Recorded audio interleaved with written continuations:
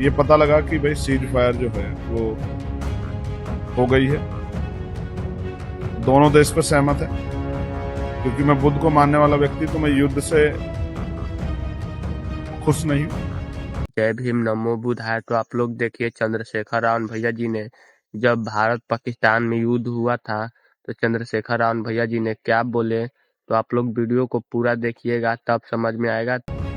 लेकिन कभी कभी आतंकवाद को जवाब देना जरूरी हो जाता है, और जो चाहता है कि रोज सेना के खून से जो होली खेलने काम पड़ोसी मुल्क कर रहा है या आतंकवादी कर रहे हैं, वो बंद होना चाहिए।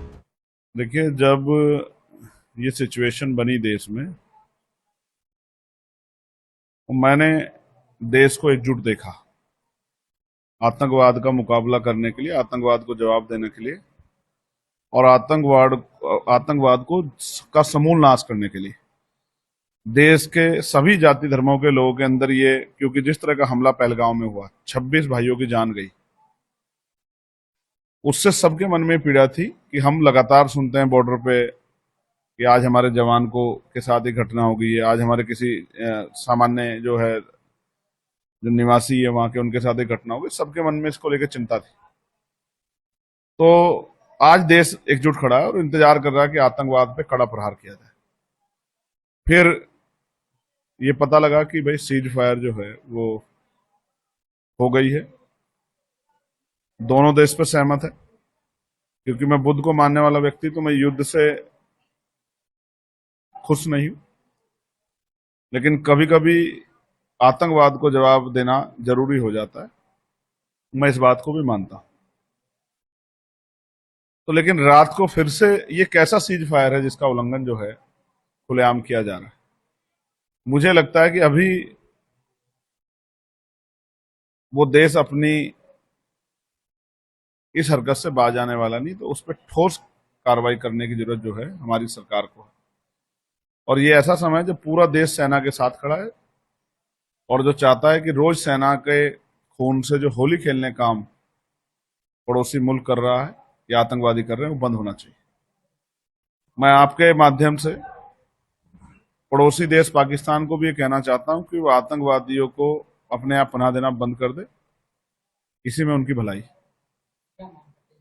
उनकी वजह से भारतीय मुसलमानों के साथ भी यहाँ कुछ लोग बुरा व्यवहार जो है करते हैं, और एक विपरीत माहौल हमारे देश में बनता है। इसलिए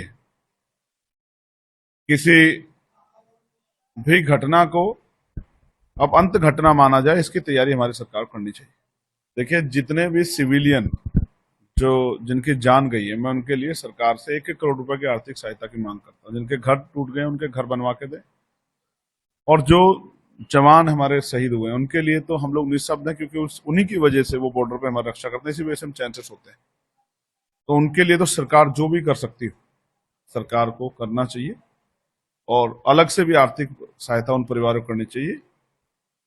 साथ साथ भविष्य में ऐसा ना हो, इसकी भी जो है हमारी फॉरेन पॉलिसी बहुत अच्छी होनी चाहिए कि भविष्य में इस तरह की घटनाएं ना हो, किसी भी बॉर्डर पे ना हो। अब मेरे बाद ही लिखा, अगर आपका ध्यान होता तो आप शायद आपको पता लगता कि मेरे बाद ही उन्होंने पत्र लिखा। पहले मैंने पत्र लिख के मांग की कि विशेष सत्र बुलाना चाहिए, और क्योंकि पार्टियों से ऊपर उठ के आज देश के साथ खड़े होने की जरूरत है, और देश के साथ लोग खड़े हैं, हम सब लोग खड़े हैं, इसीलिए वो विशेष सत्र बुलाने की मांग की गई थी। सरकार अनकंफर्टेबल ना हो, अपने आप को अकेला न समझे। हम अपनी व्यक्तिगत लड़ाई या अधिकारों की लड़ाई, कमजोर वर्गों के, सरकार गर्ल्स पॉल्सो खिलाफ लड़ाई बाद में लड़ेंगे, लेकिन जहां देश के अस्मिता का मामला उसको हम मिलकर लड़ेंगे। देखिए, पिछली बार और इस बार, क्योंकि मैं बहुत ग्रामीण क्षेत्रों में रहा हूं, तो सदगुरु रविदास जी की शोभा यात्रा पे कोई नई परमिशन सरकार ने नहीं दी, और उसी तरह 14 अप्रैल पे बाबा साहब अम्बेडकर की जयंती, किसी नई शोभा यात्रा की परमिशन किसी कार्यक्रम की किसी भी जिले में नहीं दी गई। लेकिन अब बिना अनुमति के यात्रा जो है निकलवा के, और इसमें इसका जवाब पूरे प्रशासन को, पूरी पुलिस व्यवस्था को देना पड़ेगा हापुड़ की, कि बिना अनुमति के यात्रा निकलती है, और फिर उस यात्रा में जिस तरह से जिनको जो पीड़ित हैं, जिन दलित समाज के लोगों को पीटा गया, उन्हीं पे एफआईआर दर्ज की गई। पिता भी दलित है और दलितों पे भी एफआईआर दर्ज की गई। ये हापुड़ के जो पुलिस के लोग हैं, प्रशासन के लोग हैं, ये उनकी जो है दलितों के प्रति उनका रवैया वो न्याय देने का नहीं बल्कि उनके उत्पीड़न का है।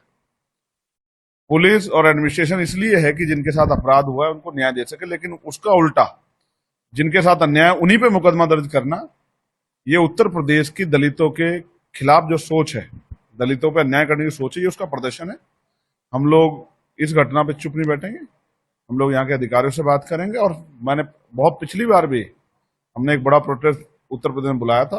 अगर इस तरह से लगातार जिस तरह के हमले दलितों पे हो रहे हैं, पिछड़ों पे हो रहे हैं, मुसलमानों पे, इसके खिलाफ कोई बड़ा प्रोटेस्ट बुलाना पड़ा तो हम लोग पीछे नहीं उठेंगे और फिर हम राजधानी में एक बड़ा प्रोटेस्ट करके सरकार को चेतावनी देने का काम करेंगे। वीडियो को देख लिए होंगे और आप लोग को समझ में आ गया होगा कि चंद्रशेखर और भैया जी ने क्या क्या बोले।